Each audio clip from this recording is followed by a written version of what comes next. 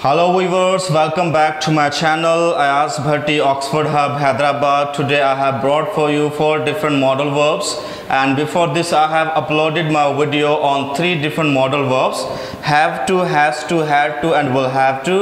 And today I have brought for you 4 different modal verbs, and these 4 modal verbs are quite and massively crucial and significant in English grammar. So आज हम 4 modal verbs की बात करेंगे। ought to जो हम present में use करते हैं, ought to have जो हम पास्ट में यूज़ करेंगे, and must जो हम प्रेजेंट में यूज़ करेंगे, and then must have. So let's start the video. So guys, first of all we have ought to. ought to we use for journal suggestions. जब हम कोई journal suggestions देते हैं, in that sense we use ought to, हम ought to का इस्तेमाल करते हैं. So we have structure. In the structure we use subject. सबसे पहले हम subject का use करेंगे, then ought to का, then first form of the verb, then object.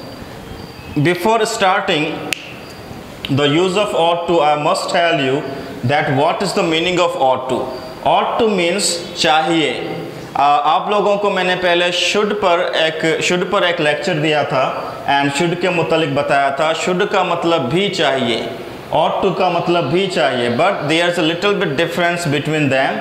So ought to मतलब चाहिए. For making a sentence, first of all we will use subject, ought to, first form of verb, then object. अब देखें, you ought to respect the elders. आपको elders की यानी बड़ों की इज्जत करना चाहिए. So ought to means चाहिए. You ought to respect the elders. आपको बड़ों की इज्जत करना चाहिए. अगर हम नेगेटिव सेंटेंस बनाएंगे तो उसमें हम ought, then not, फिर हम to का इस्तेमाल करेंगे. He ought not to respect the elder. ये जो है हमारा नेगेटिव सेंटेंस बनेगा. एंड अगर हम ought को पहले लगाएंगे, then subject को, then to को, then first form of the verb, then हम अगर object लगाएंगे तो वो सेंटेंस हमारा बन जाएगा interrogative. और in the end of the sentence we will put question mark. ought he to respect the elders. क्या उसको बड़ों की इज्जत करना चाहिए. So ought to का मतलब है चाहिए. Okay, for making sentence, subject, ought to, first form of the verb, object. You ought to respect the elders. He ought not to respect the elders. This is negative because we are using not in this sentence. And then ought he to respect the elders. ये interrogative है क्योंकि हम ought का पहले इस्तेमाल कर रहे हैं, and in the end of the sentence हम question mark का इस्तेमाल कर रहे हैं. That's why this is interrogative. So viewers, ought means चाहिए. हम पहले should के मुतालिक भी सीख चुके हैं. should का मतलब भी चाहिए. For example, I should go now, मुझे अभी जाना चाहिए. And I ought to for general suggestions. For example, they ought to learn English. उन्हें इंग्लिश सीखना चाहिए. That is a general suggestion. ये एक जनरल सजेशन है that they ought to learn English. So हम ought to को इस्तेमाल करेंगे प्रेजेंट में. So ये इसकी स्ट्रक्चर है और ये इनके 3 सेंटेंसेस हैं, positive, negative and interrogative. I hope you have understood. And then ought to have. ought to have हम यूज़ करेंगे पास्ट में. ओके, प्रेजेंट में हम यूज़ करेंगे ought to और पास्ट में करेंगे ought to have. ये इसकी स्ट्रक्चर है. अब पास्ट में मीनिंग क्या होगी? चाहिए था. ought to चाहिए, ought to have चाहिए था. फॉर एग्जाम्पल, उन्हें जाना चाहिए था. Okay, this is the past. They ought to have gone. Okay, हमें मैच जीतना चाहिए था. We ought to have won the match. अब ये थोड़ा ought to से इसलिए डिफरेंट है क्योंकि इसमें हम सब्जेक्ट के साथ एक तो ought to have का यूज़ करते हैं, उसके बाद हम वर्ब की थर्ड फॉर्म यूज़ करेंगे, देन ऑब्जेक्ट यूज़ करेंगे. यानी ought to के साथ हम have का यूज़ करेंगे.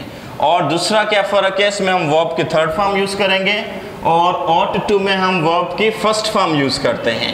ये डिफरेंट है. ये ought to है, उसमें हम have का यूज़ करते हैं, इसलिए हम वर्ब की थर्ड फॉर्म का इस्तेमाल करते हैं. अब सेंटेंस देखें.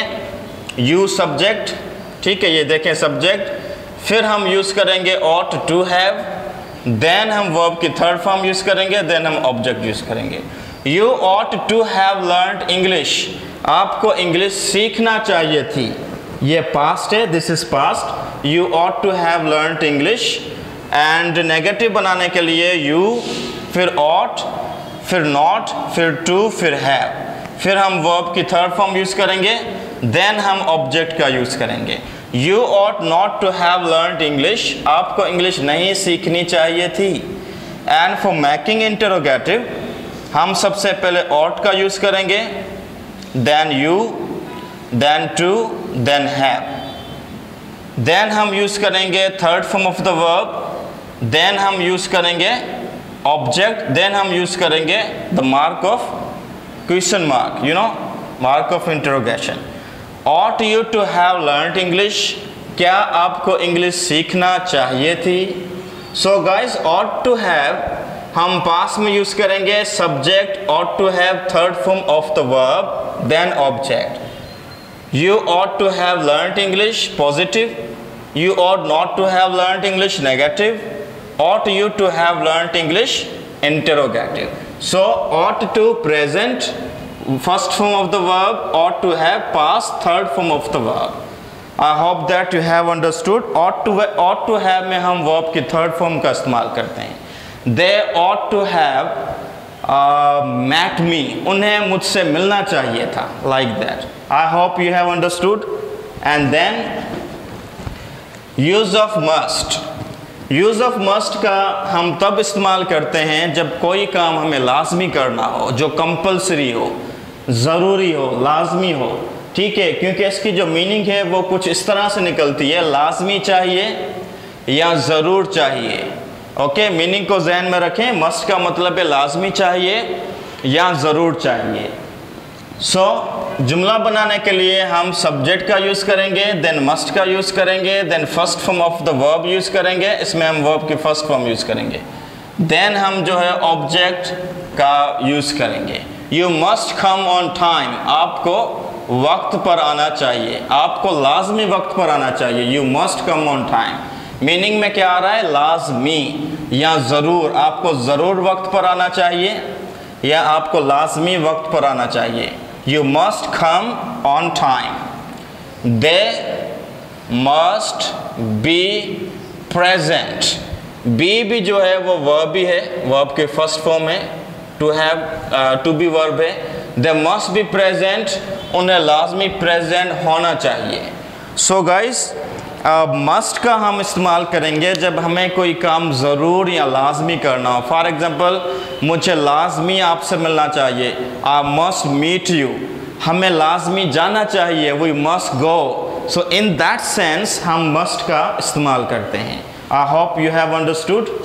देन पास्ट में हम यूज़ करेंगे मस्ट हैव, ये हम यूज़ करेंगे पास्ट में, और मस्ट हम इस्तेमाल करेंगे प्रेजेंट में। अब स्ट्रक्चर देखें, सबसे पहले सब्जेक्ट, फिर जो है मस्ट, उसके साथ have, subject plus must have, फिर हम वर्ब की थर्ड फॉर्म यूज़ करेंगे, देन हम ऑब्जेक्ट यूज़ करेंगे। Subject, must have, third form of the verb, object. अब हमारे पास सेंटेंसेस हैं, और मस्ट हैव की मीनिंग क्या है, लाजमी चाहिए था, ज़रूर चाहिए था, यानी हम पास्ट में यूज़ करेंगे। सब्जेक्ट आ गया, मस्ट, हैव आ गया, वर्ब की थर्ड फॉर्म आ गई, देन ऑब्जेक्ट आ गया।